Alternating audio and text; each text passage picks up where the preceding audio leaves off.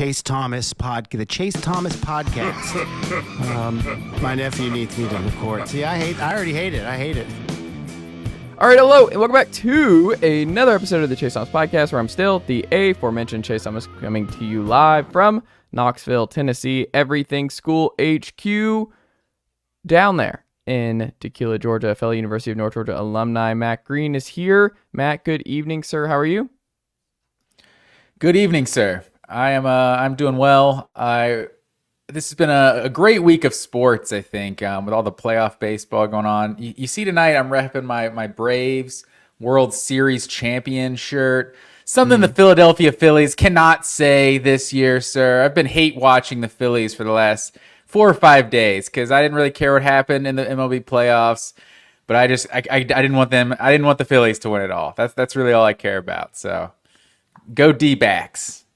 Wow. See, the thing about the D-backs is, we were talking about it on the MLB show earlier tonight, was just the D-backs need to go back to the purple patches and the pinstripe uniforms for the World Series, because the uniforms they have now are just very forgettable. That Arizona red just doesn't work. It's just really boring.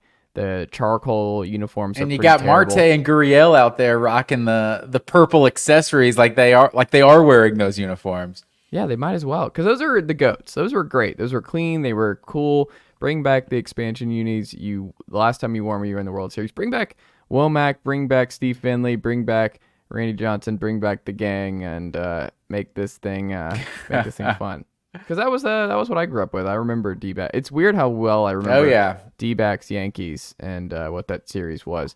For sure. I remember in T-ball, we were the Diamondbacks the first year they were a team, and we were amped about it. Yeah, no, I was the Devil Rays once, and I remember being amped about that. I mean, the uniforms were great. Like, both, again, just uniform, just a crisis all across sports right now. The Devil Rays was a much cooler name and look. Now it's just boring. The Rays, it's not a whole lot of juice there. Devil Rays, the purple and the different colors, and the Stingray looked a lot cooler, and the black aspect to it all looked a whole lot better. It's original. Interesting. The Devil Rays and the Diamondbacks and the Panthers and the Jaguars, they were all that teal and like baby blue stuff going on there in the late 90s. And then they all just try to get boring because everyone wants to just look like each other, I guess. I'm like, no, just be different. Like, it's cool that there's not a lot of purple teams. Like, it's cool that you all have some color and some variety to your uniforms. That's good. Not every team needs to be red, white, and blue, and black and red, and it just drives me nuts. It grinds my gears, Matt Green. Grinds his gears. But hey, there was a great uniform matchup with the Hawks and Hornets tonight. Hornets wore the throwbacks for opening night for Hawks Hornets. So the NBA's back, college football in the thick of things, Matt Green, NFL in thick of things, and we had to miss this past week because I was in New York for 5 days.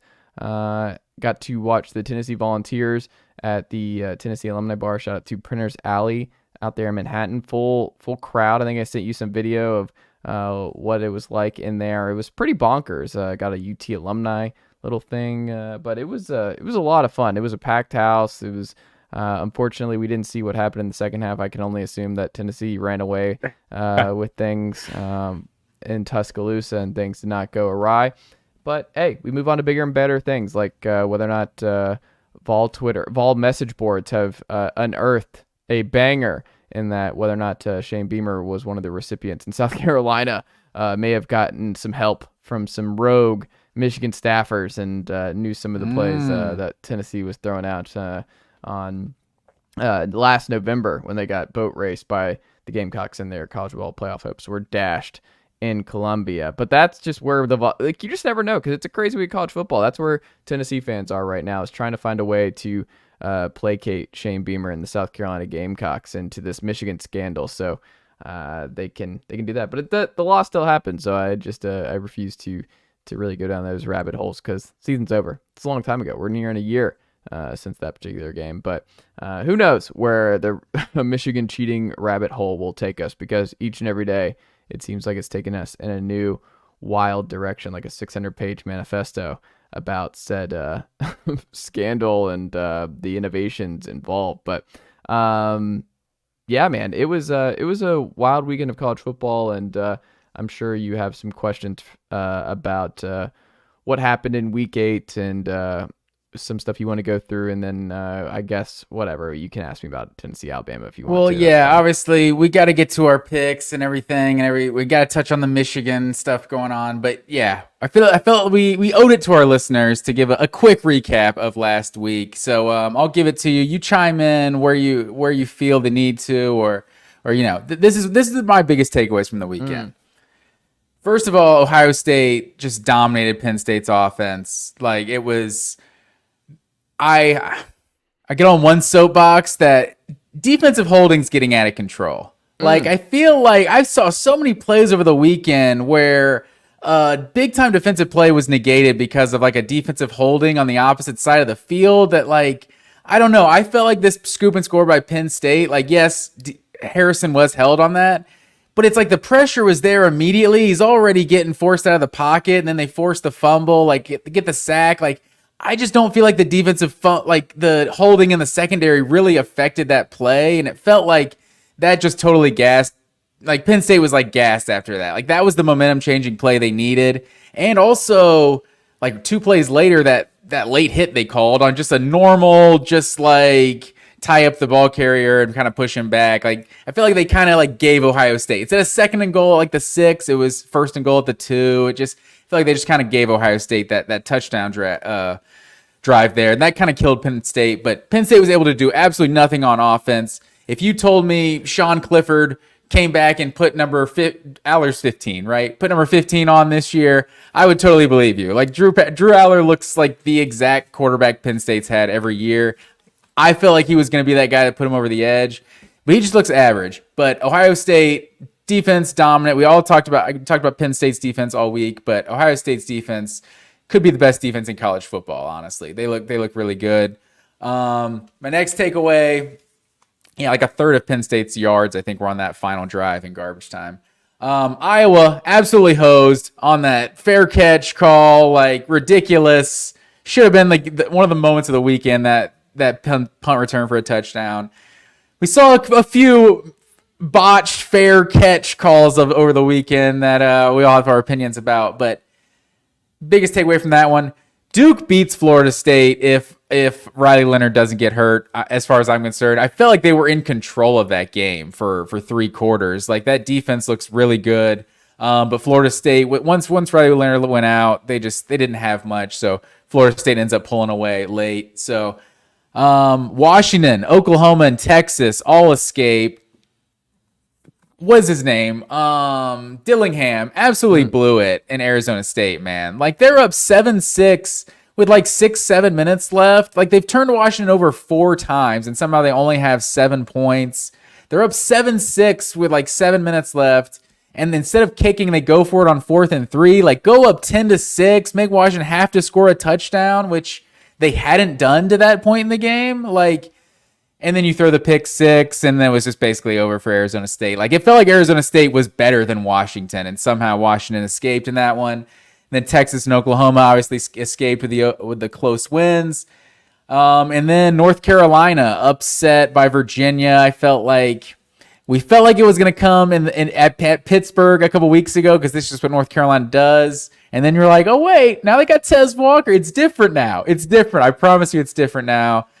But no, it doesn't seem to be different. North Carolina just has that game where they just inexplicably don't show up and lose to Virginia. So, yeah. And then obviously, last but not least, Tennessee absolutely dominating the first half against Alabama. Like, really, I was amazed at what was happening in that first half. Joe Milton played the best he's played the entire time he's played at Tennessee. Tennessee receivers are snagging, went on one-on-one matchups. Like, the defense is getting pressure on Milroe. They were really I thought Heupel made an awful 4th down decision in that first half when Alabama had not moved the ball on Tennessee at all. They go for it like was on their 30-something yard line, but didn't even pay for it because Tennessee ended up getting the interception in the end zone on that one, and then they were able to drive down and get the touchdown before the half. But a couple of questionable 4th down. I thought the one early in the second half was a questionable 4th down, kind of because Alabama didn't have that much momentum yet. You kind of like gave them a short field. and their offense was just kind of unstoppable there in the second half. So it was definitely a tale of two halves in that one. Obviously, Alabama pulled away in the second half, but was it 27-0? I want to say in the second half. It was. But what was your biggest take of Alabama Tennessee? I mean, yeah, the fourth down calls were not good. Heupel owned those. Part of it is just that, like, because we're not under center anymore across the sport, like the tush push for some reason has not entered the college football landscape, and I don't know why. Especially when you have a quarterback like Joe Milton. But I think part of it is just when guys are not under center 99% of the time, like it's asking a lot to put them under center in these moments, and you might fumble and then you lose it anyway, and it just doesn't even matter. So I think that's part of the reason that we don't see stuff like that at this point in college football. But I also just, the play calls aren't great. It's just stupid because they bring everybody in these shotgun draw plays, and the whole point, one of the strengths of Tennessee running the football and why they'll always be a run-first team is that the best part about the wide splits for receivers is that it forces corners and defenders on the outside. It softens the box for Tennessee running backs. So there's less guys in there to stop the run. But when you bring everybody together for these bunch formations, it kind of limits what you can actually do running the football, and it just crams it up a little bit more. So there was some bad stuff. And also Jackson Ross was kicking the crap out of the ball all season long. And I think he had some really good punts in this game too. So I agree with you that they should have punted on both accounts. But I also think Joe Milton played a great game. He ran with purpose and ran all over Alabama in this one. I think Jalen Milroe had a really rough first half. And I don't think Jalen Milroe was good. I think Joe Milton had a better game than Jalen Milroe. The two plays to start the second half, Tennessee wasn't ready coming out of the half. Big run on first down, and then they hit Isaiah Bond over the top, which was huge. And then obviously the fourth down mistake led to points again, and the game started to spiral where Tennessee's just had a couple of bad quarters where, like, they had, like in Florida, the second quarter got away from them and they got blitzed 20-0, and that was the difference in the game. And then they go here 27-0 in the second half, but it was really the third quarter where things got really out of whack for Tennessee, and they just can't put together four great quarters on the road. But they also had Alabama on the ropes, 20-7. They were Squirrel had an unbelievable catch in that first drive, and Tennessee was really cooking and doing a lot of new stuff. Like, we hadn't seen Joe really run like that to this point, and that just unlocked a lot of stuff for this Tennessee offense. But I think one of the things too that you see in the second half, and look, the officiating was terrible. It's not the reason Tennessee lost, but one penalty for 5 yards in Tuscaloosa to the most penalized team in the SEC. That is obviously insane and should not have happened. And then a lot of folks, Alabama folks, are like, well, look at all the penalties that Alabama had last year in Tennessee. I think 9 of those 17 were pre-snap penalties in that game. So a little bit different context in terms of why Alabama was getting penalized a lot more in Knoxville than Tennessee. But it was also just Alabama made second half adjustments that Nick Saban's really good at. And they also deserve credit that, like, part of the issue with this year's Tennessee team versus last year, and even the year before, where Cedric Tillman and Javonte Payton were able to get big explosive plays against Bama and Tuscaloosa, is that this crop of receivers right now just can't separate. They're not physical. Kool-Aid McKinstry's a first-round guy. Alabama has Caleb Downs, who's going to be a first-round guy. Their secondary was all over Tennessee's wide receivers in this one, especially in the second half. And, like, you have to do something at some point. So part of it this year that's just been a major issue for Joe Milton in Tennessee is that these receivers are not very physical, and they're not getting separation. By and large, Squirrel's not as big and fast as Jalen Hyatt. You don't have a Cedric Tillman on the outside, and then you lose Brew McCoy, who was really needed in this game, where he was a defensive end in high school. Like, the dude can go up and get those contested catches when Alabama's strong 5-star corners are all over you on the road, which is what's going to happen. Tennessee was just not able to shake those guys, whether it was Caleb Webb, Squirrel, Ramel in the second half. They couldn't get open. So I think Alabama deserves a lot of credit for really shutting that down with some really top-notch secondary play in this one. But Tennessee just they had their opportunity. They blew it in the second half. I mean, they played really well at the first half. I think exposed Alabama in a lot of ways. I still don't think Alabama is this great juggernaut team, and I don't think we're still headed towards a 11-1 Bama team that beats Georgia in the SEC title game and makes the CFP, but I do think they deserve credit for the adjustments they made at halftime to flip the game on its head, because I did not see a 27-0 second half shutout coming for this bunch. No, I definitely didn't either. And if you would have told me that before the game that Joe Milton would outplay Jalen Milroe and Tennessee would lose by multiple scores, like I wouldn't have believed you, honestly, because I think that was the biggest difference I felt like with these two teams. Like Joe Milton has just had nothing really encouraging to make you think he was going to go on the road and have this sort of performance, right? Mm-hmm. Like he, especially with his legs, like I was so impressed with how Milton was running the ball. Do you remember the 2011 SEC championship with Georgia and LSU? Georgia was ranked, I want to say, I don't know, like upper teens, like 18, 20 or something. Like it was the year they started 0-2 and then they won 10 straight. First, not a great schedule, but they absolutely dominated LSU. And LSU was number one team in the country, like the year they played Alabama, number 1 and number 2, right? And rematch for a national championship. Georgia absolutely dominated the first half of that game, but Tavares King dropped a touchdown pass. Malcolm Mitchell dropped a touchdown pass, and it was 10-0, even though it could have been 21-0, even like the way they had actually dominated. And then Tyrann Mathieu takes the punt back for a touchdown before the halftime, and next thing you know, LSU won 42-10, and it was just over. It felt like Tennessee, the way this first half was going, they could have been up 28-7 at halftime, but it was only 20-7, and they just didn't dominate the scoreline the way they like truly dominated the first half. And then Alabama just outplayed them in the second half. It was but do you have to, after this game, it's like I think everyone was like kind of prepared to be like, okay, now it's Nico or whatever, like Joe Milton, like the season's lost or whatever. But it's like I feel it's such a weird position because I feel like it was Joe Milton's best game of the season, but you still lost. No, I mean Joe's the guy unless injury happens the rest of the way. Like they're not doing that. And I mean he was not the issue. He had a bad fumble at the end, but some misses. I think the biggest issue still is like the red zone stuff. Like you said, the 20-7. Like this has been a bad red zone offense all year long. Things get tight, and they've really struggled to punch it in.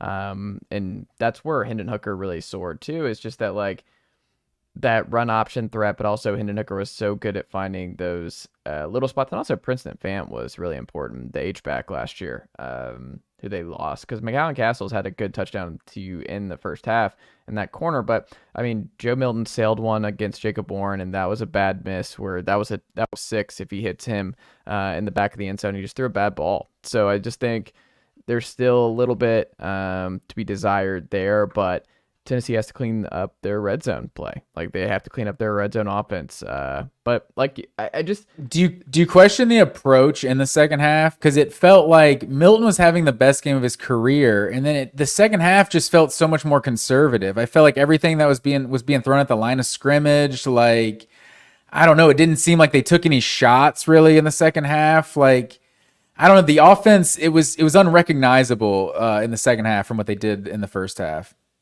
Yeah, they were just shook. I think the 2 plays to score right out of the gate by Alabama really shook them.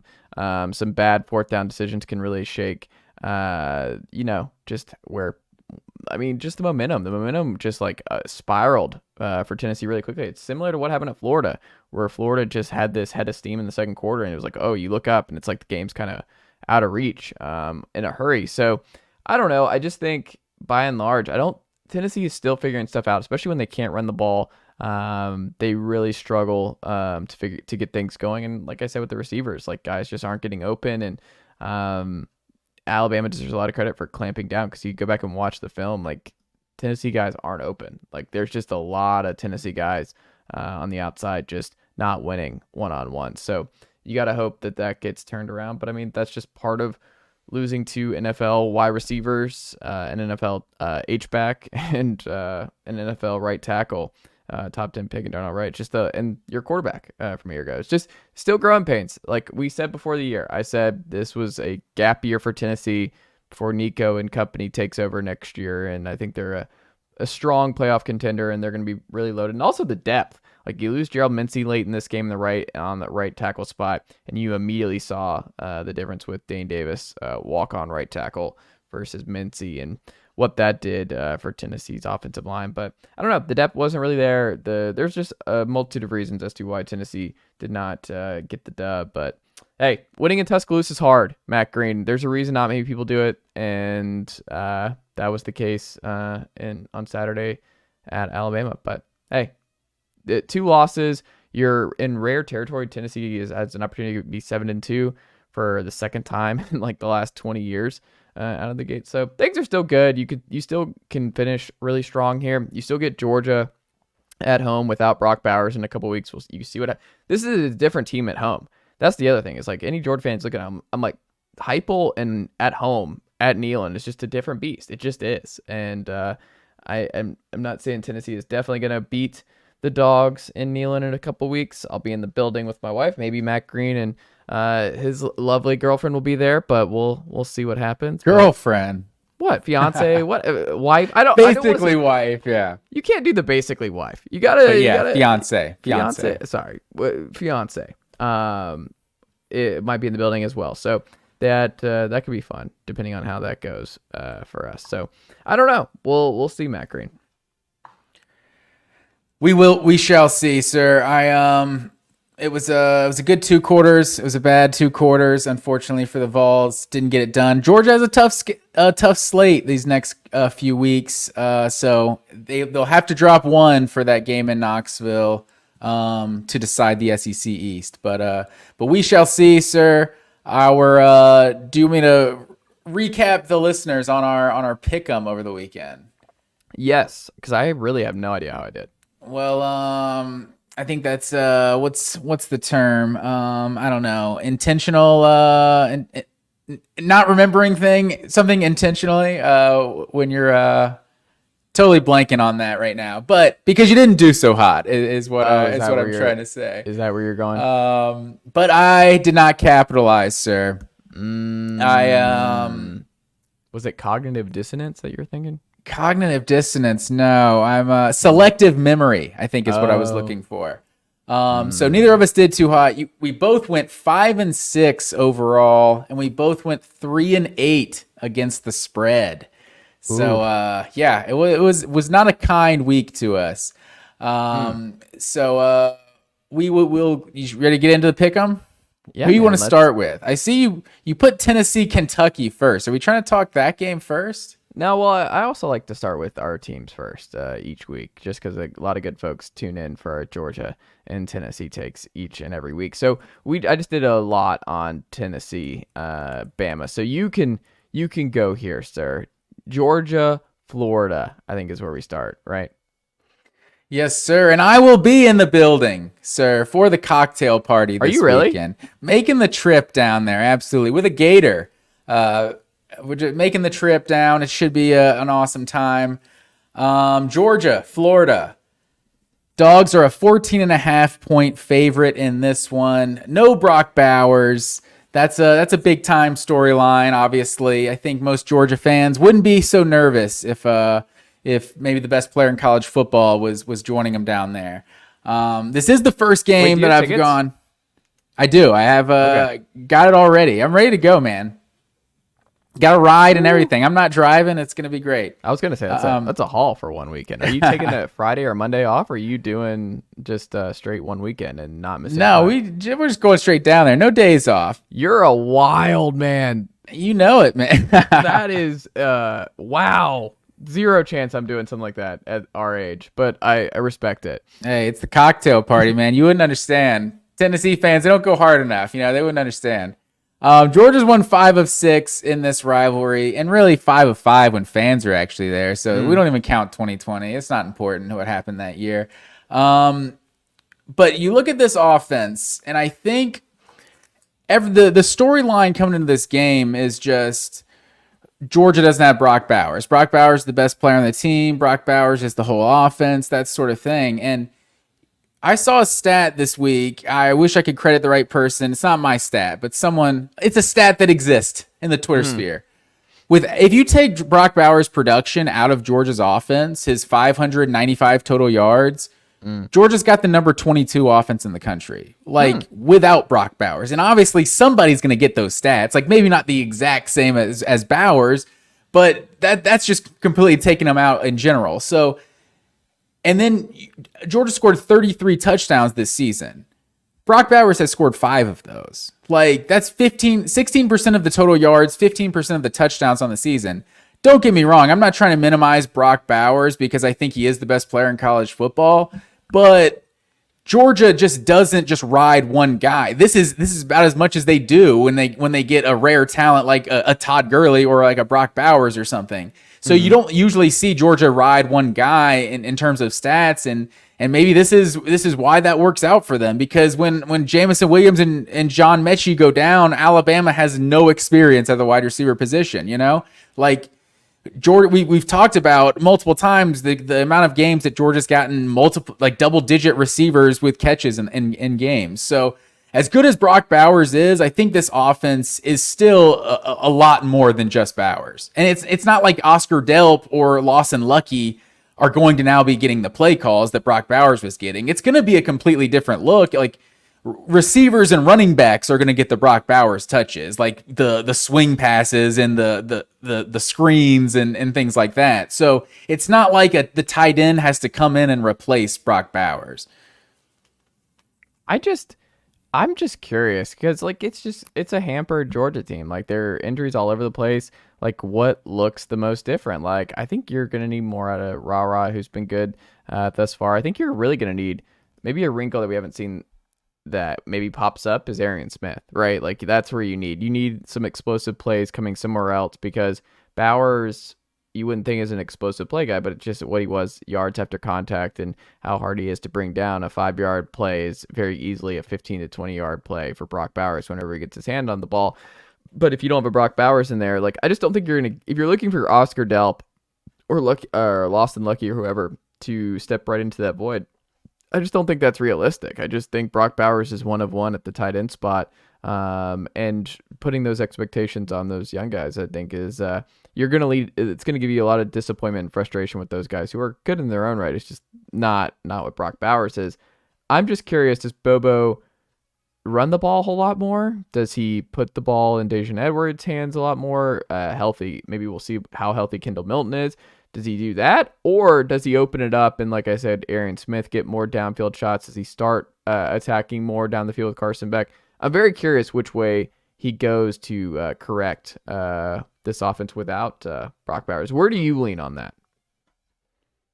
I feel like it's going to be, it's just going to get dispersed like kind of evenly among all the running backs and wide receivers. Like, Oscar Delp is going to step up, and I feel like he is an athlete as far as the tight end position goes. Like, he's a very athletic, like capable receiving option.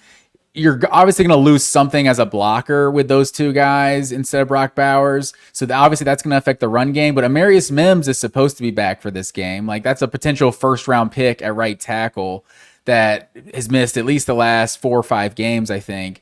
So that's going to be big. I think for the most part, Georgia is getting healthy because Ladd McConkey really hasn't been a big part of this team so far with the injury issues he's had. And it's like, that's the leading wide receiver from a year ago alongside Bowers. Like, this guy's got the big play potential, got the run after catch potential. So I think if anyone's going to just straight up replace Bowers' production, like, McConkey is probably the best candidate for that. But Kendall Milton, yeah, he might be healthy now. Hopefully he stays healthy. He's looked good at times when he's healthy, but man, the guy just keeps having these little nagging injuries. Dejan Edwards is obviously going to need to be the guy carrying the ball, but Carson Beck, I think for the most part, I think Georgia's going to be a pass-first offense still without Bowers. I think Carson Beck can be that guy. Like, as good as Florida's defense, I think, has been this year, like, they have not gotten after that. Like, they're the only team in the SEC that has less sacks than Georgia. So I think and Georgia, I think, might lead the SEC in terms of sacks allowed. I think Beck's only been sacked 5 times this year. So you just look at the way some of these teams have run the ball on Florida this year. Like Kentucky just absolutely ran all over Florida, and it's hard to see. It's hard to see Florida keeping Georgia's running game kind of in check. Like, it's hard to see them just slowing down this offense very much, to be honest. Yeah, and I I wonder what kind of game this is going to be. If it's going to be high scoring, do we see that? Like, what kind of game does Florida want? Like, what's the best kind of way to stay in it with the Dogs here? I mean, Georgia has the number 1 rush defense in the SEC right now. Of course, not in yards per carry. But both Florida and Georgia. Great callback. Yeah, there you go. Both Georgia and Florida have the top pass defenses in the SEC coming into this game. I think what might be the difference here, because I think any Georgia fan that's expecting a blowout is going to be mistaken. I think you saw in the Auburn game that was a road game. And I think this is not a road game, but it's close. Like, this is a 50-50 type deal. So this will, I think, feel like a road game. I forgot who it was. Maybe it was Kirby this week who said, like, when Georgia has the ball, it feels like a Georgia home game. And then when Florida has the ball, it feels like a Florida home game. I think that was Kirby. Or reversed. When Georgia has the ball, it feels like a Florida home game. Excuse me. Yeah. But I think what might end up being the difference here is Graham Mertz and this Florida offense has been bad on third down.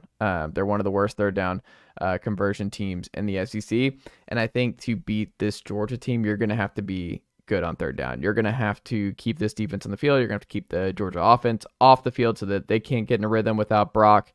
I just don't think Florida is going to be able to do that. So I think they're going to run into the same problems, just a little bit, maybe a little bit better than what Auburn had a few weeks back, because I think they're both pretty limited, but they also have a lot of talent on both sides of the ball. And I think that defense is going to keep Georgia in check for most of the game. So for me, with all that being said, I think Georgia gets a win here, but I do think Florida covers. I think this is going to be a close game, even late. So give me Georgia 30, Florida 23.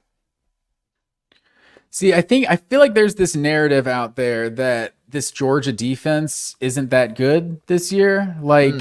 Because I think they're kind of falling victim to what Alabama experienced so much, that they're getting compared to past Georgia teams. And they don't have to be as good as 2021 Georgia, 2022 Georgia to be the best team in the country. And you look at right now, like you said, number 1 pass defense in the SEC, number 9 in the country, number 1 run defense in the SEC, number 11 in the country, number 1 in total defense in the SEC, number 6 in the country. Like, this is still the best defense in the SEC so far. So I think for Florida to win this game, it's got to be pounding the rock and like just playing keep away, like owning the time of possession, like being able to go on like 14, 15 play drives, that sort of thing. And with how bad they've been on third down, like you said, like it's hard to see them running the ball like consistently successfully on Georgia. And I think that's what you have to do. You have to be getting those third and shorts to consistently convert on third down. And I think on the other side, I want to say Georgia's the best in the SEC, maybe the best in the country on third down defense. So that doesn't bode well for them. It's hard for me to see this like I said, this Georgia offense being slowed down. Oh, and the one thing about Graham Mertz, I feel like there's also this idea that Graham Mertz has to ball out for Florida to beat Georgia, but it doesn't feel like Graham Mertz, like not to disrespect Graham Mertz, it doesn't feel like he's capable of like balling out in terms of just kind of carrying the team. It feels like he plays well every game. He just kind of is what he is. He's giving a solid production out of the quarterback position, but he's not going to like elevate a team that has no business beating the opponent. You know what I'm saying? Like what he did against South Carolina last week was a great performance and a great comeback.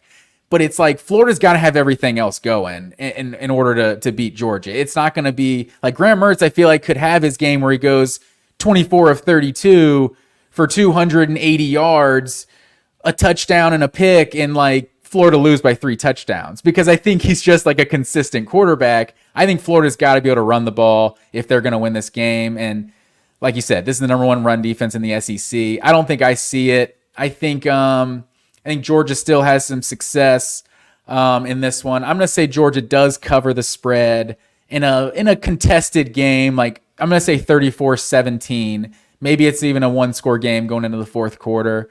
But I think ultimately Georgia's got too much, I think, for this Florida team to make it too close. All right, Matt Green, where are we going next?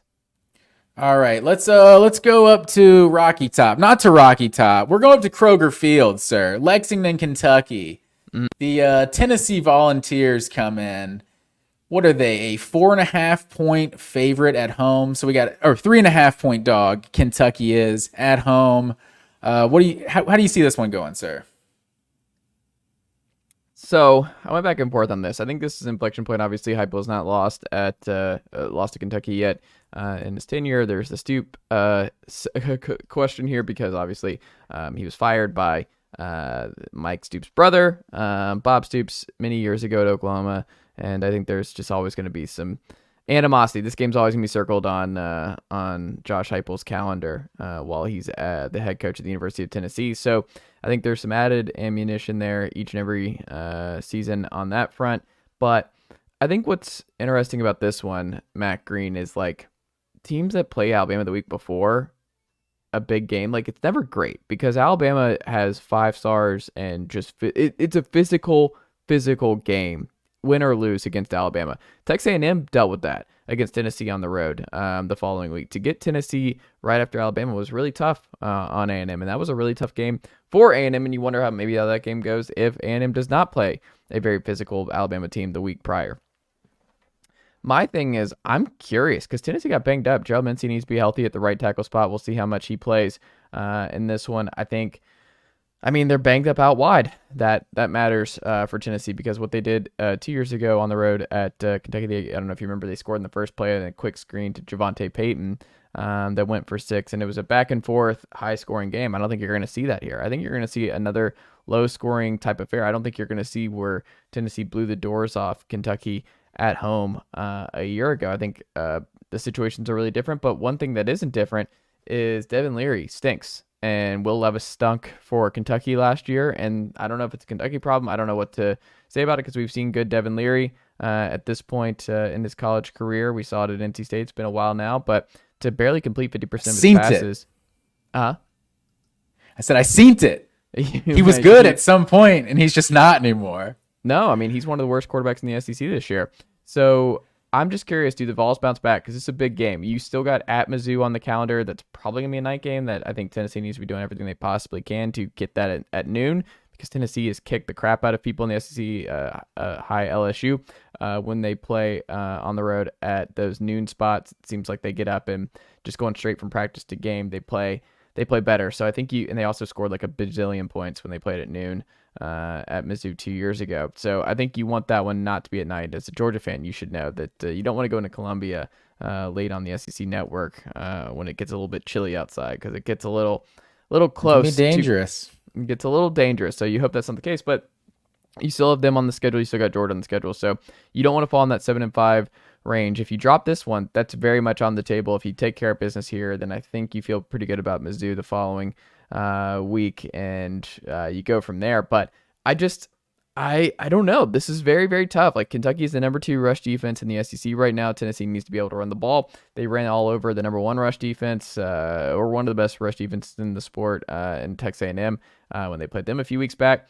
I mean, the Vols are number 1 in rush defense and yards per carry, so I don't think Ray Davis is going to have a good day against Tennessee. I would be surprised if that's the case. I think Tennessee's going to be really motivated coming off that close loss to Alabama. They think that they let off the hook because they did. They were better in the first half, got trounced in the second half, and blew a big opportunity to get over the hump in back-to-back years over the Tide. I also wonder if that's a new Milton. I wonder if he's going to run the ball a bunch again in this game where he's banged up from taking a lot of big hits in that Alabama game. Does he stay in the pocket more? Because if we see that, then I think this could be a loss for Tennessee. If we see him move around a lot more like we saw last week, I think that's an added dimension that makes 9-3, 10-2 at the very best, more like 9-3, very attainable as if we see that. Also, you're going to see a bunch of penalties. The Vols and Kentucky are the most penalized teams in the SEC this year.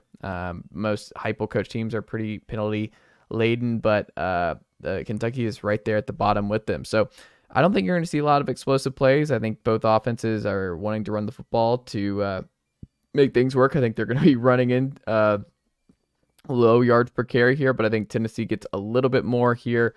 Give me Tennessee 34, Kentucky 27. So I think Tennessee wins and covers, but I do think it's close throughout.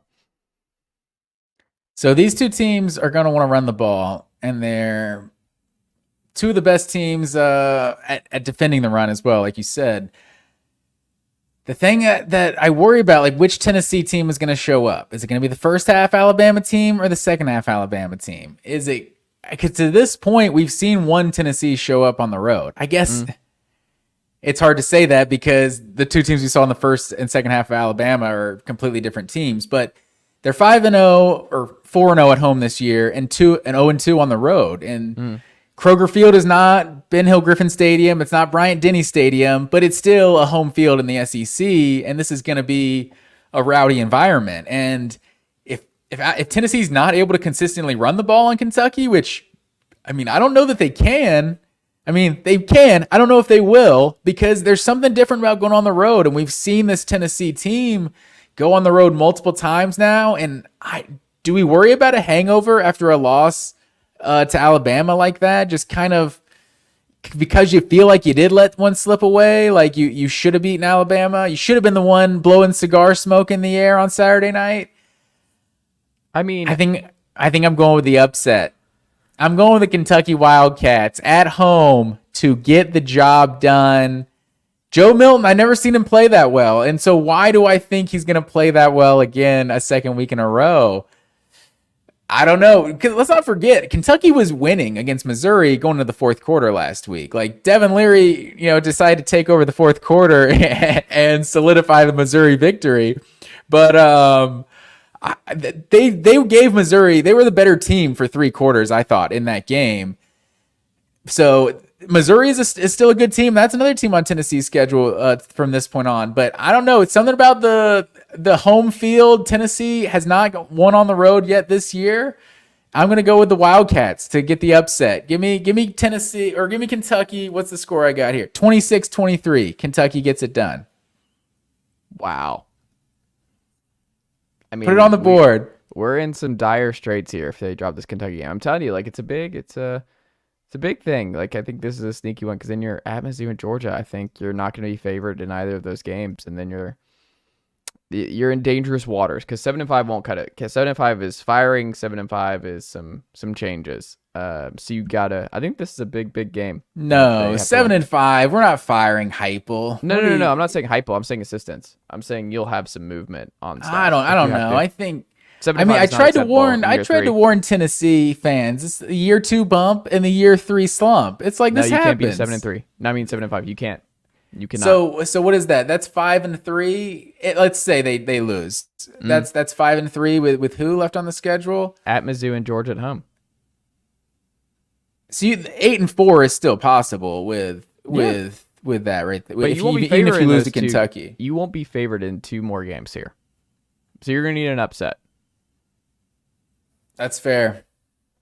I don't know. We'll see. I don't know if I would overreact like that with Tennessee having such a good year in 2022. Like, it's not really an overreaction. It's just the nature of the beast. Like we're big dollars. We're top 10 recruiting. Like you got to make noise. You can't have that kind of a fall back after what you just had. Because I understand breaking through and entering. Does the recruiting class impact that? If they're the 5th ranked recruiting class in the country and they go 7-5, it seems like they don't really care as much about that. Like I think when you talk to people on the inside recruiting, I don't think fans would be really surprised to hear how little. It's just not at priority 1. Let's put it that way in terms of win-loss. It's not priority 1 for most kids. What? No, I'm saying in terms of being like on the hot seat, like. I mean, it changes. Like I think if you see they're recruiting really well, it's like okay, just be easy. We just had a great season. We're still building the program. Like we're recruiting well, but the guy recruits like our position coaches, that sort of thing. I don't know if one down year would merit firing anything like that. But that's I'm just not me. saying Heupel. Heupel's got a job for a long time, and he should. And Tim Banks, fine. Like I just think it's more of like there will be. I think you just have to shake something up. There's just no way you can run it back 7-5 with the same exact staff and the offensive problems. Well, we'll see. They do have Georgia and Knoxville. It's like even if they lose to Kentucky, it's like that doesn't mean they can't beat Georgia and Knoxville. Crazy things happen in college football. So you're so full. They go 8. I know you're just throwing that out there. I don't think Georgia's going to lose to Tennessee, but I mean. That was the number 1 game everyone circled in terms of the most losable game on their schedule preseason. And to this point, I would say it probably still looks like it. So, okay. Yeah, so we'll see. But, I don't know if I believe it, without but Brock Bowers, too, who knows what this Georgia offense looks like without Brock Bowers. All But right. Well, where are we going next, Matt Green? what was your score on that one? I Did think you I give a said- score? Yeah, I said Tennessee 34, and then I think 34-10. Kentucky 27. 34-27. All right, put it on the board. Let's keep it moving. College game days, game of the week.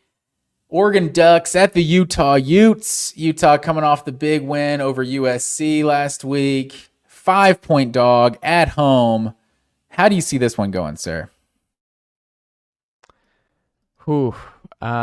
This is going to be a really fun game. It's a sneaky big one for both teams. I think this is one of those loser leaves the CFP party games, which is good because the Pac-12 is going to have a lot of these down the stretch. I mean, USC losing back-to-back kind of eliminates that for one of these teams, but this is a sneaky, gigantic game for the conference because I think if you're the Pac-12, I mean, it doesn't really matter because it's folding, whatever, but the Pac-12 getting in here, I think you're a little bit nervous if Oregon goes down at Utah because I'm not a believer that Washington's going to run the gauntlet. And this is what we said before the year. Utah is they're going to drop another dumb game and then they're going to be 10-2 going to the Pac-12 title game and then beat a undefeated Washington in a close physical game. And then no one from the Pac-12 makes the college football playoff once again, even though they had just powerhouse teams all across the board. That's what it feels like all over again. But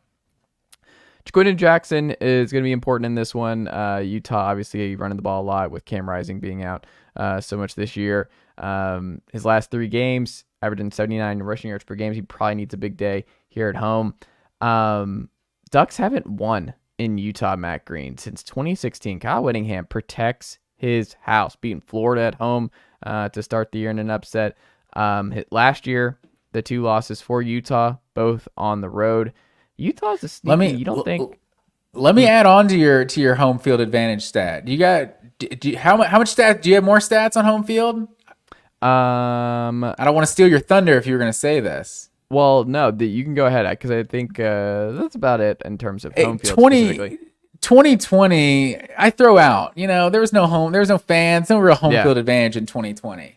You exclude 2020, Utah has won 28 straight home games. They won 30 of their last 31 if you throw in those 2020 games. But yeah, it's a legit home field advantage. All that being said, Bo Nix, this is a huge game for him. If you're an Oregon fan, you wish you get this one at home, especially with this year. But that's why winning that Washington game was so important because, I mean, it was going to be tough. Like, that's a tough schedule to have to go to Washington and Utah in the same season when you're as talented as Oregon is. I don't know. Like, the Utah, what's interesting to me is they've only scored 30 or more points 3 times. It was against USC, whose defense sucks, Cal, and then Weber State. I don't know what immovable object works here because Oregon, they're averaging 47 a game here. And you know what? If they get anywhere close to 47, Utah's not winning this football game. Like, Utah cannot win this football game. Neither of these teams turn the ball over ever. So you're not going to see some dumb stuff back and forth in this one. I just think this is going to be a really, really good, well-coached, well-played football game on both sides. And if you're an Oregon fan, this is going to make you sick because this is a super talented team. I think they're losing this game. I think Oregon's going to go to Utah, and Utah's going to keep rolling here because that's what Utah does. And you hated it for the Pac-12 because Utah is not going to finish 12-1 and make the college football playoff. We all know it. And they're just going to take down the Oregon Ducks. They already knocked out the USC Trojans last week. They're the Pac-12 college football playoff Grim Reapers here. 2-loss USC, out of here. Now you get a 2-loss Oregon team after this week. So give me the home field advantage and I'm not betting it's Kyle Whittingham at home. So give me Utah in a low-scoring, defense-heavy game. Give me Utah 28, Oregon 24. Wow. See, I think people are gonna let that USC game fool them. That Utah is figured things out offensively. It's like, no, USC they're terrible on defensively. This is an awful defense. So you look at Oregon, and they're just a way more balanced team. Like, this is the number 1 offense in the Pac-12 and the number 3 defense. Like, I think Utah's going to have some success because, like we said, this home field is one of the toughest places to play in all of college football. But I think Oregon is just too good, and I'm going to take Oregon to go on the road and get the win and cover. So give me Oregon like 30-24. It's going to be close, but yeah, give me the Ducks to win this one. All right. There you go, Matt Green. Where are we going next? Let's keep it moving to the Big Ten. Wisconsin is hosting Ohio State, and Ohio State is a 14-point favorite on the road. 9 straight wins versus Wisconsin. Only 2 of those were actually in Madison, though. So how do you see this one going? Well, sir, I don't know what you're going to do because you've got to be reeling. This whole year I've said these folks just penciling in the demise of the Ohio State Buckeyes. Top 3 recruits every single year. Best wide receiver in the country. Yeah, they're replacing CJ Stroud and Kyle McCord. It's been okay. But Jim Knowles has got that defense cooking. They put the clamps on Drew Aller and Penn State last week at home. I mean, that had to hurt, Matt Green, for all the souls out there who were like, this is it for Ohio State. They're gettable this year. It's not going to happen. Penn State believers out there. We were fooled again. Fooled again, Matt Green. Couldn't be me. Not me, in my Paul Rudd voice. Ohio State Buckeyes, they just win regular season games. They do it every week. And there are going to be some folks who are like, ooh, could they overlook Wisconsin this week? 14 points. What's going on? Braylon Allen, could he come in there and do stuff? No. Like, Trayvon Henderson's back. Egbuka's back. Denzel Burke's back. They're going to be really good. Like Luke Fickell, yeah, he has some history with the Buckeyes. He'd like to beat his old team. Guess what? Tanner Mordecai's not playing this game. Braden Locke is going to be under center. He transferred in from Mississippi State. He's barely completing 50% of his passes. 2 picks, or 2 TDs, 1 pick. Then having to go against this Ohio State defense, which is the strength of this Buckeyes team this year. Like, they're going to put the clamps on Wisconsin. They're going to put the clamps on most teams they're playing this year. Ohio State's just a complete football team, and people just aren't ready to get there week over week because everyone wants Ohio State to kind of fall off a little bit here. They're not going to, Matt Green. So I think this Wisconsin team's very flawed. They're playing a backup quarterback who has not looked good to this point. Braylon Allen will probably do a little bit of stuff. Ohio State's getting healthier. They're underrated on offense. I think they're going to cover with ease. So give me Ohio State. Give me Ohio State 38, Wisconsin 17. It's hard for me to call them a complete football team because I still don't think this offense is great. Like, it's good, but 33 points a game is far from what we've seen Ohio State do most years. Like, this passing attack, we know the receivers are great. That's kind of what makes it an indictment on Kyle McCord, is that this passing attack has been fine. Like, it hasn't been great. So this Ohio State defense is amazing. Like you're saying, I crunched some numbers on the series history of Ohio State, Wisconsin. Ohio State has not won by more than 2 scores at Wisconsin since 2000.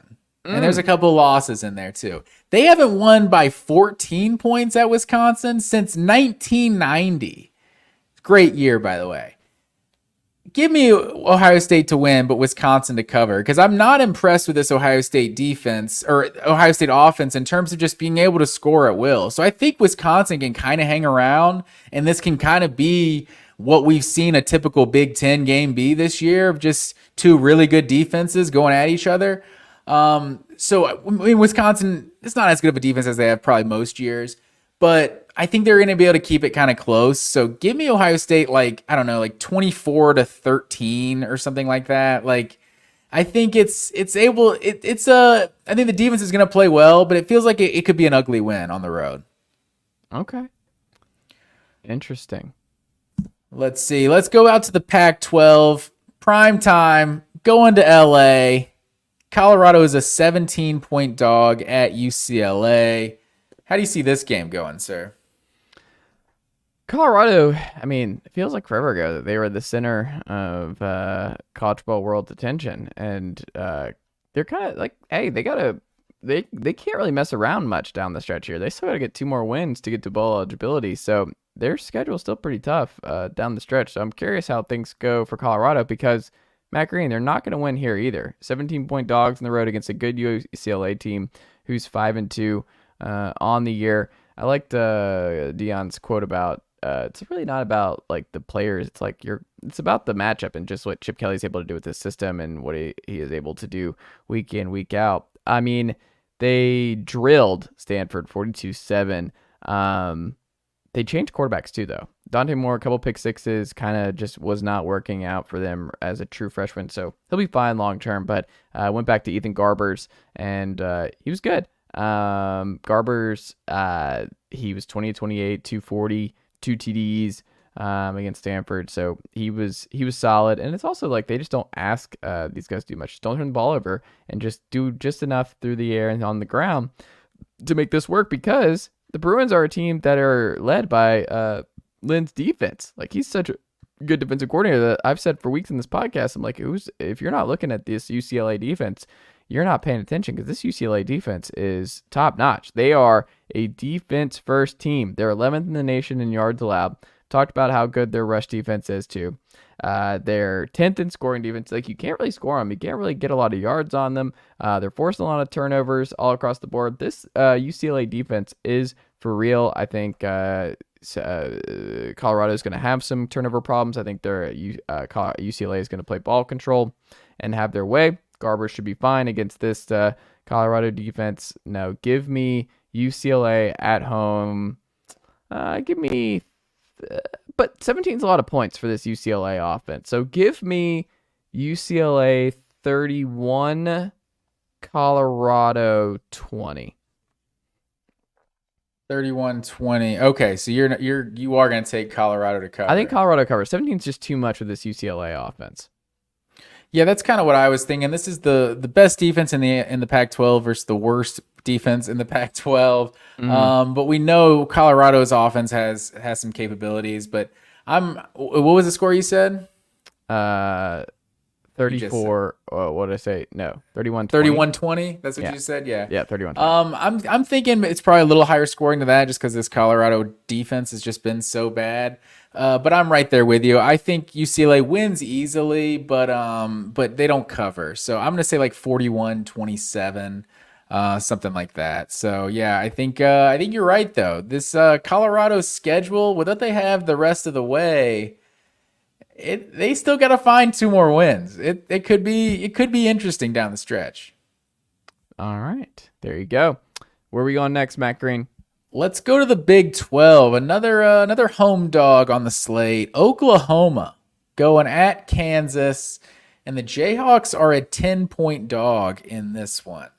Oklahoma's number 1 scoring offense and the number 1 scoring defense in the Pac-12. How do you see this one going, sir? I said Pac-12 in the Big 12.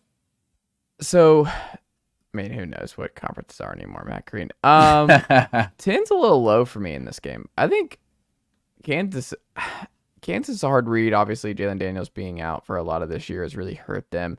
I think it might be an overreaction to Oklahoma playing with their food against UCF at home this past week and being in a dogfight where UCF had an opportunity to tie the game with a 2-point conversion try that did not go awry. There's some really bonkers numbers where like we're not ready to just say Oklahoma's back, but like this is the 4th time in the last 20 years Oklahoma started 7-0. Like this is Lincoln Riley wasn't doing this every year in Norman, Oklahoma. Matt Green. Kansas has also really had no success against Oklahoma. It hasn't been the same as they've had with Texas over the last couple of years. Like they seem to always give Texas a game outside of this year. But Oklahoma, it's a little bit different story. And also, hey, there was that game with Caleb Williams though, where they escaped, where they were like letting fans in the 4th quarter without tickets, just like come on in, like check out this game. We're almost beating Oklahoma. That's true. I think Rattler started that game, right? Wasn't that a weird one where Caleb That would Williams have been came in. 2021, right? So I think so. I think that was because that was the one where he had that they had the fourth down stop like late, Yeah. and then Caleb Williams just took it from his running back Yes, and then I picked do it remember up. this. Yes, I think Spencer Yeah. started that game. I'm pretty certain that was the benching when You, Caleb took over. yeah, you might be right about that.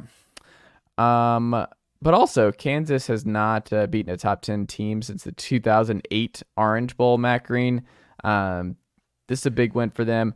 The last time Kansas beat Oklahoma was 1997, which means that the Sooners have won 18 straight in this series. And also, Oklahoma, their defense has been good, but also this is the best offense in the Big 12 to this point. So Oklahoma is still way more complete than I think we're all giving them credit for to this point in the year. And I think they roll here. So give me Oklahoma 45, Kansas 24.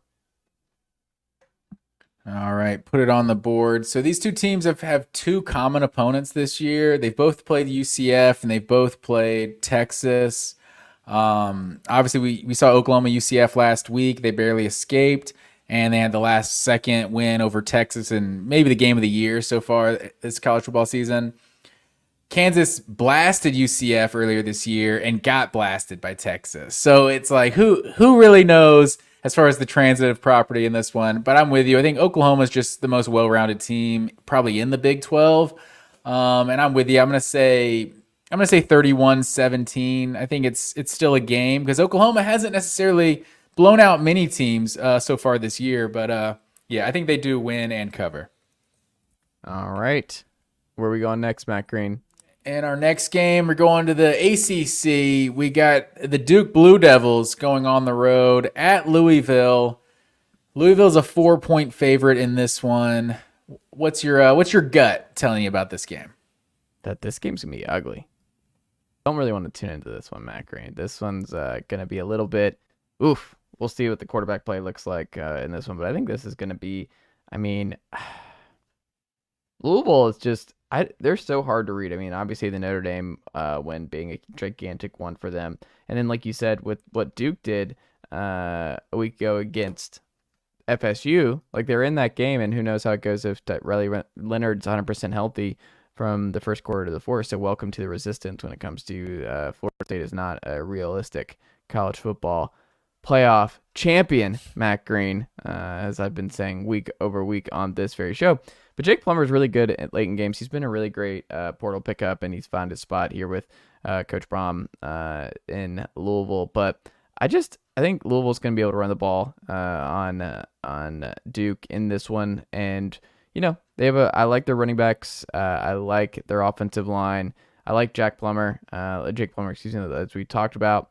And Louisville, their weakness coming into this one is their pass defense. And I just don't think Duke's going to be able to take advantage of the Cardinals' issues in their secondary in this one. So I think it's a really good matchup for Louisville and a bad one for Duke. Duke's lost 2 of 3 coming into this one, and they're really beat up. And then the Cards get a bye coming into this one. So I think having 2 weeks to prepare for this Duke team is going to help them too at home. So give me Louisville to win and cover. Give me Louisville 37, Duke 21. 37-21. See, I'm not really a believer in Louisville at all this year. It felt like we can kind of double rate teams in the preseason. You're like, oh, look at their schedule. I think they could make some noise because they have such an easy schedule. And then I'm going to predict them to be higher in the rankings because I think they'll finish higher because their easy schedule. It's like we're kind of ranking it twice. And I'm not really a believer that they're a truly legit team. If Duke's Riley Leonard is 100% healthy, I think I think Duke's easily winning this game. But Notre Dame they're roughly a better team. That Notre Dame Duke game went down to the wire as well. But the fact that Louisville was able to beat a better team, healthy in Notre Dame at home, I think just the home field advantage, I think, goes a long way. So I do think this Duke defense is legit, and I think they're going to keep this thing close. But I see it being like a 20 to 13 kind of game, that it's neither team is really doing much offensively, but ultimately Duke's just not able to get it done because of the quarterback play. All right, where are we going next, Matt Green? Keeping it moving out to the Big 12. We got BYU at Texas. Longhorns are a 19.5-point favorite in this one. No Quinn Ewers. Malik Murphy we're going to see for the foreseeable future. They do still have Jonathan Brooks in this one. I think they are going to feed him because BYU is last in the Big 12 in run offense, last in the Big 12 in pass offense. This team is just, they're 5-2 right now, but I don't think they're legit. I think Texas is gonna put a beat down on BYU. It's funny you say that, Matt Green. Not so fast, my friend. BYU loves this. They beat Arkansas, if you remember, and I understand Arkansas just fired Danny Enos and they're having some problems.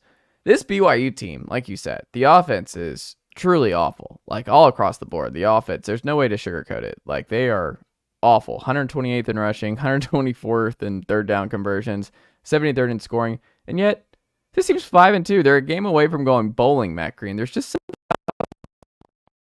those Cougs this year. They're spicy. They find a way to win when they should not be winning games. They should not be a 5-2 football team. Texas played with their food against Houston a week ago. Really could have lost to Houston, a 500 Houston team. Quinn Ewers out. We don't know what we're going to get out of Malik Murphy here. Probably going to see some March in this one too. I don't think it's going to be one of those. It's just entirely Malik Murphy's show. I just think this is an issue for them because guess what? Guess who's number 3 in turnover margin in the sport this year, Matt Green? BYU. Guess who's number 4 in turnovers that the defense has produced? It was 16. BYU. Guess who's number 5 in the country in interceptions in the country? BYU. BYU takes advantage of that turnover margin. We've seen it before. When you dominate the turnover margin in this sport, Matt Green, it can get you some wins that you have no business winning. Texas is going to have some turnovers in this one. They're breaking in a new quarterback here with Malik Murphy. He's a very different quarterback than Quinn Ewers. I don't think it's going to be squeaky clean. No. I think this is going to be, fans in Austin are going to be like, uh-oh, are we really about to lose to BYU at home with the college football playoff on the line? This is going to come down to the wire. I think this is an absolute just circle the wagons type game for Texas. They need to come together and bounce back because Quinn Ewers on the shelf for the foreseeable future. You still have your college football playoff destiny right in front of you if you can take care of business down the stretch here and get a rematch with Oklahoma in the Big 12 title game and get Quinn back. But I think this is going to be a Coug fight, Matt Green. So give me Texas to win. Give me Texas 27, BYU 24. I think this is going to be a very, very close game to the end. Wow. See, I just don't know how BYU scores any points in this game. Like Texas has got the number 1 run defense in the Big 12 this year. Like they're a really balanced team, and yeah, like Malik Murphy, we are breaking in a new quarterback, but we saw that guy in the spring game. This guy's a player. Like I think Texas is loaded with weapons around him too. Like I just don't think there's any way, like for a BYU offense or defense that's been bad this year, like at least it hasn't been as bad as the offense. Mediocre to bad this year. Like this Texas offense is going to be the best offense they faced all season. Like even without Quinn Ewers. So I don't think Keaton Slovis is that guy that's going to be able to go into Austin and be able to pick this secondary apart. So give me Texas, like, because I think it's the defense that is what I'm kind of leaning on more in this one, even more so than the offense, because I don't think BYU can score enough points to keep it competitive. So I think I'm going to say Texas like 34 to 14. I want to pick BYU to win this game so bad because I think, like, I'm not going to put my name on it, but I think they're going to win this game. Hey, just say it. If you think it's going to happen, just say it. I can't do it. It's so dumb because they're going to win it anyway, and I'm just going to be an idiot.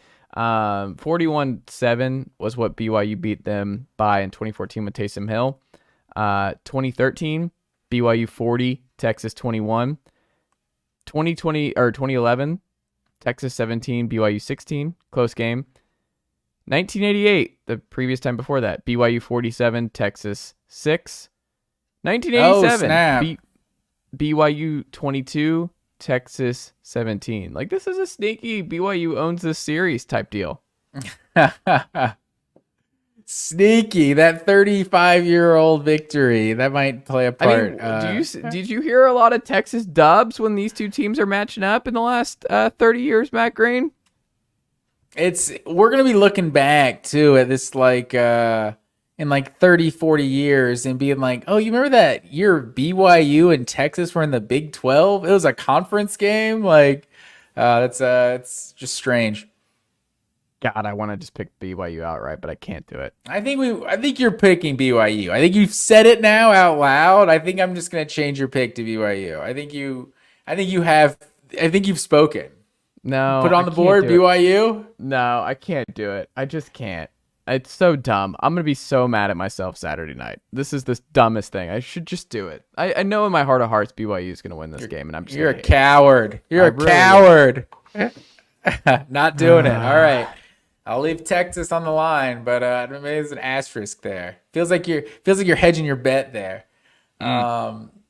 So keeping it moving out to the Pac-12, we got the Oregon State Beavers at the Arizona Wildcats. And sir, don't you sleep on these Arizona Wildcats. Arizona's a 4.5-point home dog in this one. So I got a stat for you. Off the top of my head, are these maybe Bo Nix is probably one of the 3 best quarterbacks in the Pac-12, but 3 of the best quarterbacks in the Pac-12. Michael Penix Jr., Caleb Williams, Cam Ward. These 3 guys have combined for 57 touchdown passes this year against everyone else they've played. When these guys have played against the Arizona Wildcats, they have combined for 1 touchdown pass. Only Caleb Williams threw a touchdown pass against the Arizona Wildcats. This team is sneaky at home. I'm your home dog of the week, Arizona Wildcats. Put it on the board. They're getting the win over Oregon State. Wow. So you're picking Oregon State to lose outright. Oh, yeah. Arizona's going to get it done. This Pac-12 is getting real weird, man. It's getting weird. We don't even know. We thought there was 6 good teams and 6 bad teams. We don't even know who the good and bad teams are anymore. It's getting weird. I think Oregon State we know is a good team. Beavs have won 3 straight. I think I saw in the most recent model, I think Bud Elliott of Cover 3 had them at 9-3 down the stretch here. Arizona's just back and forth. They had that 44-7 dub over Wazoo, but I just don't see the consistency. I don't know what their identity is. I think they're just going to be a 500 team where they go back and forth week over week. No, I trust the Beavs. I think the Beavs are just going to hang around down the stretch here. I think they run the football really well. I think they're going to be able to handle Arizona in this one. So, no, give me the Beavs to win outright. Matt Green, give me the Beavs to win and cover. Give me Oregon State 38, Arizona 31. Oregon State 38-31. All right, put it on the board. Now let's go to the ACC. We got North Carolina at Georgia Tech. Yellow Jackets are an 11.5-point home dog in this one. How do you see it going, sir? The reason I put this one on the board for us, Georgia Tech is having the weirdest effing season imaginable because they should have lost. They should be 2-5 right now because they should have lost to Miami. Like, if you just kneel down, that game doesn't have, that's not a dub for the Jackets. And it's great late game heroics by Haynes King, but no, that should not have been a win for Georgia Tech. UNC just had an inexplicable loss because that's of course what UNC is going to do when they're having this magical year. Go ahead and lose to the worst team in the ACC in the middle of the year. Go do that. Great work all around by the Tar Heels against Virginia last week. That being said, UNC Georgia Tech I feel like is always weird too. Like, I always just feel like this game is one to monitor, that you want to just see how this game's going between these two teams. And Georgia Tech beat Miami. That was a really weird game. I think Georgia Tech plays out of their mind. They should have beat Louisville to start the year, who's a really good ACC team. They blew that one. They play down and lose to Bowling Green at home. They have these awful home losses on the calendar here. They lost to BC. I think this is a sneaky one to monitor, folks. Like, just keep an eye on Georgia Tech UNC, because UNC cannot afford to drop another one now to still be in the thick of things at college football playoff and also make the ACC championship game to get Florida State. But I also just think Georgia Tech is such a volatile team week over week that I just think they're must-see television right now, because I don't know if they're going to play out of their minds and play like one of the best teams in the ACC, or they're going to get absolutely embarrassed by North Carolina. North Carolina comes out swinging. So I think this is a sneaky tough one with this line with Georgia Tech here in North Carolina. So give me North Carolina to win, but I think Georgia Tech's going to cover. I think this is going to be a weird game to keep an eye on. So give me North Carolina 42, Georgia Tech 38. Oh, wow. I think I tend to think North Carolina bounces back. I think we know Georgia Tech, this is not really a home field advantage as far as college football goes. Like, I think North Carolina bounces back because I think they're better than the team they showed last week. Give me, what is it? Is it 11 and a half? What was the spread we said there? Give me them North Carolina by 2 touchdowns. Give me like 38-24. All right. And our last one of the night, we got Clemson Tigers. Oh, how the mighty have fallen. This was a primetime, big-time, top 10 matchup not too long ago, Matt Green. Yeah, seriously. And the NC State Wolfpack is what is the line here? I just had it up, and now I've lost it. It is 10. NC State's a 10-point dog in this one. How do you see this game going? I'll let you go first. 10's too many points on the road for Clemson at NC State. They're getting way too much respect on the road. And NC State's a sneaky tough place to play. I think a lot of people forget that NC State's actually tough, and Clemson's had a lot of problems playing at NC State over the years. I understand things have been rocky offensively for NC State. It didn't really work out with Brennan Armstrong this year. They're still trying to figure things out with MJ Morris, but I think by and large, this is going to be a fascinating game. Clemson season's over. 4-3.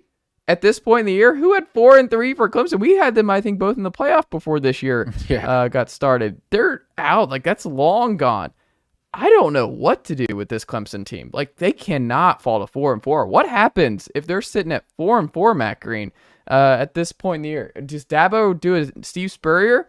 Are we on the verge of Dabo just retiring in the middle of the year and just being like, hey, I can't reach these kids anymore. I'm out. Like, that's on the table. Like, nothing would surprise me about this Clemson team right now. I don't think we're taking into account how absurd it is that NC State Clemson doesn't matter, and that NC State could absolutely win this football game based on what we've seen from Clemson to this point. So I'm still going to take Clemson to win, because you can't be 4-4 if you're Clemson at this point with this much talent and the way NC State's offense has worked.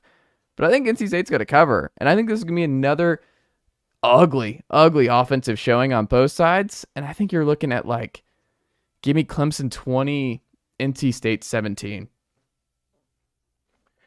Yeah, I think I'm kind of with you, because you look at what Clemson's done this year. Like, they obviously got blown out by Duke, and a game that was closer than the scoreboard looked. Lost to Florida State in a game they honestly should have won. Lost to Miami last week in a game they definitely could have won. I don't want to overreact, but at the same time, like, you had the ugly win over Wake Forest that you didn't look particularly impressive. Like, this Cade Klubnik stuff now, like, I feel like that's kind of a red flag. Like, for one, it feels like kind of a red flag for Dabo to tell the media, like, yeah, that's supposed to be a run play, and he just decided to keep it. That kind of feels like a red flag. And then Cade Klubnik's like, yeah, I saw something and I, like, kept it. It's like, Did you see something, or were you just trying to play hero ball? You know, like, I don't know what to do with Clemson, but I think I'm with. And you look at NC State on the other side, like, the only teams they've lost to are Duke, Notre Dame, and Louisville. Like, those are two of the best teams in the ACC. I almost called Notre Dame an ACC team because they're a half ACC team, but they've lost to. They have the quote unquote good losses, even if they got blown out by Notre Dame and Duke. So I kind of struggle with this, and I'm with you. I think NC State is kind of a sneaky, low-key, tough place to play, as Chase Thomas would say. But I think at the end I have to take Clemson to win. The 10 points is too many. I want to take NC State, But I'm going to take Clemson to get out of there. Give me like 24-23 or something. I don't know. I think this could be a real dangerous game for Clemson. I am very excited to see what this looks like over the next couple of weeks with the ACC, because Florida State's look very beatable. The Pac-12 looks like they're just banking on Washington to keep things rolling, depending on how Oregon goes. They could get messy. Like, we could be looking at like 2 SEC teams and 2 Big Ten teams sooner rather than later, based on how this thing's unfolding. Or Oklahoma just sliding right in, the ACC and Pac-12 both being left out. So I don't know. Yeah, I think the Pac-12 could definitely cannibalize itself. But like I was listening to Chuck and Chernoff earlier this week on 680, and they were talking about the Falcons. I don't know, whatever. Like being a must-win game coming up, and it was like, it's not a must-win, but it's a can't lose. And it's like, it's obviously the same thing. Like, you're saying the same thing, but if you're not going to win, you're going to lose. But you look at Clemson, it's like it might not feel like a must-win, this NC State game, but it definitely feels like a can't-lose game. Because if you lose this game and you go 4-4, like, a bowl game is legitimately like on the table. Like, missing a bowl game is on the table with Notre Dame, North Carolina, and out at South Carolina still. I mean, I did skim over the Georgia Tech game too, but yeah, I mean, I can't rule anything out if they drop this game to NC State. I mean, this is one to watch, folks. Keep an eye on the ACC this weekend, because there's not a lot of big time action. Keep an eye on North Carolina and Clemson over the weekend. That's what I'll say. I think both these two games, the reason we wanted to cover them here in this program, is I think both have potential to be rather silly and potentially huge implications for both of the good teams, quote unquote good teams, in this matchup. Yeah, I mean, North Carolina, they're still trying to win an ACC championship. They need a bounce back for sure. And you're staring over here and you're like, what am I getting out of Georgia Tech? Like, how do you even prepare for this? Like, I have no idea what we're getting from the Jackets week to week. Matt Green, always a pleasure. We wrap up week 9 season, man. Just moving on through. Hold on, one last thing. We didn't talk about the Jim Harbaugh cheating stuff. And I think we're deep into the conversation. We can't go too deep, but what is your overall thoughts on the Jim Harbaugh? If you don't have a take, I can give you my thoughts. But what is your thoughts when you've heard about everything that's coming forward now? I mean, I just think it's over the top, but I think a lot of schools are doing it. I think Bud Elliott made a good point about this in the cover 3. It's like, have you noticed that no one's like going scorched earth against Jim Harbaugh and the college football ranks, the coaching ranks? I think we just seen this. Like, it's kind of like Spygate, kind of like how these ones where it's like people are like, oh, this is the operation that was built on. I'm like, New England was still going to win all those games with or without Spygate. Like, this is just one of those things where all these coaches are just so hyper competitive that they're just like, these are just insane stories that are, I'm sure, not just happening in Michigan. Michigan obviously getting caught here, and I don't know how this is going to work for the Wolverines over the foreseeable future. It seems like this is, no matter what, looking like the end of Jim Harbaugh at Michigan after this year, with an NFL job probably in his future. But like, Michigan's still dominating week over week, year over year, with or without this stuff, it seems like. And also like the video evidence where it's like, oh, the stuff on the side of the field against the Ohio State, and it's like Ohio State scored a touchdown on that drive. Like, it's just so over the top that it's like, it's embarrassing, I think, is what I would say for Michigan, where it's just, you don't need to do this. Like, that's part of it. It's like, you just don't need to do all this if you're Michigan, because you're going to win a lot of these games. You don't need to over scout Rutgers. You don't need to over scout and pay for whatever, like all this. But who's to say what they need to do? Who's to say how many games those Patriots teams win if they're not cheating, right? Like, I mean, probably a lot. I mean, but who knows? The margin for error is so small in the NFL. My biggest thing is, I think I kind of agree with you in terms of, it feels like if coaches were actually outraged about this, like, then it might be more something. Like, it's like the MLB Players Association with the Astros. They're just used to getting the players back. So they're like, oh yeah, let's give full immunity to all these Astro players. And the rest of the players are like, what the hell are you doing? These guys cheated. They were pissed about it. And that said how serious that cheating was, that the rest of baseball was just absolutely outraged by it. But it's interesting to me how, like, kind of quick that narrative has shifted of just like, what rule is it even? Like, this doesn't even matter. Everyone's doing it. And it's like, Deion's like, you still got to go face up, and like it's different in baseball. I think Deion made that point where he was like, it's different when you know a curveball's coming as a professional baseball player because you're just going to smack the cut. Like, that changes the games, and that's a big deal. You can know that Michigan's going to, or that they're going to do something, but like when they can out-talent you and they can out-physical you, it doesn't really matter as much in football as it does in baseball. And I'm paraphrasing what Dion said, but it just, that kind of speaks to what we're saying here. It's just, the fact that college football coaches all around the country aren't just like, whoa, what's happening? But it is still a rule, right? Like, you're not allowed to have a scout in person videoing games. Like, that is an NCAA rule that they did break. So I remember like the Sha'Carri Richardson thing a couple years ago, right? The Olympic sprinter who was smoking weed and failed a drug test and got suspended from the Olympic team. You know, my first thought when I heard it was like, why are we drug testing Olympic sprinters for weed? Like, who cares if they're smoking weed, right? It's not even a performance enhancer. But at the same time, it's against the rules and she was suspended. Like, that's the rules. So it's like, it's interesting how many people are like, oh, everybody's doing this, no big deal. It's like, well, clearly everybody's not doing what Michigan is actually doing because, like, this is a big deal. So, I mean, and if everyone's doing it, then not start everybody, punishing. but there are more than I think a lot of college football fans would like to believe. I mean, that's possible, but it's like if you're breaking rules, like, and you're legit cheating, I feel like you have to do something. Like, there's got to be some sort of punishment for this. Like, I feel like you're talking about the cover 3. I think Tom Fernelli like nailed it. That like fans are definitely going to be disappointed with the punishment because what did the Patriots get? It was some sort of fine and like losing a first round pick, which is like the 32nd pick overall. It's like, okay, they just won a freaking Super Bowl. Like, I don't care Michigan that might win they the national lost title this year. And so, okay, they lose 2 scholarships. I think Michigan's now the betting favorite now.